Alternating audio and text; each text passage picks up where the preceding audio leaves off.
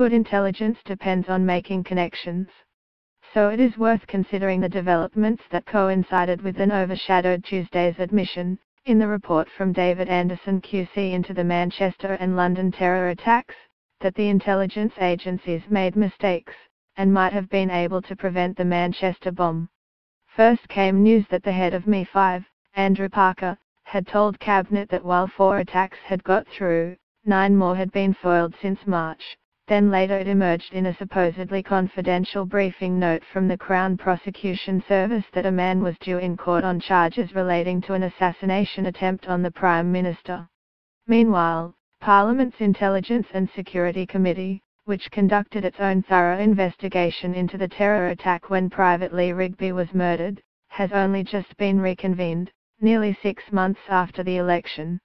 The committee chair, Dominic Grieve, said there was no point in going over the same territory as the internal investigation, and instead his committee would concentrate on monitoring the progress of implementation of its 126 recommendations for operational improvement. MI5 would deny any suggestion of choreography, yet it is unquestionably convenient that the itemizing of failings that might have prevented the Manchester attack was dwarfed by the news that a detailed plan to murder Theresa May had been intercepted. And while Mr. Anderson was closely involved in the intelligence service's review of what went wrong, he was nonetheless marking the agency's homework rather than initiating his own inquiry. The upshot is that the security services will, to all intents and purposes, be the only judges of their failure to prevent the attacks in which 35 people died. These are unprecedented times. The security threat, from extreme right-wing terrorists as well as jihadists, has risen sharply. There were more plots in the first half of 2017 than in all of 2016.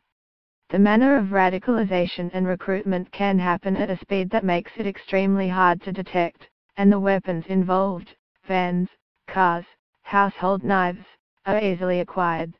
It is no comfort to those who lost loved ones in the attacks, but to die in such circumstances remains highly unlikely. The MI5 chief has some defense. But 2 things emerge. Once again, it is clear that for all the extensive new powers that the security services have acquired, when the pause points, the moments when a different decision might have meant a different outcome, are examined, the failure is human.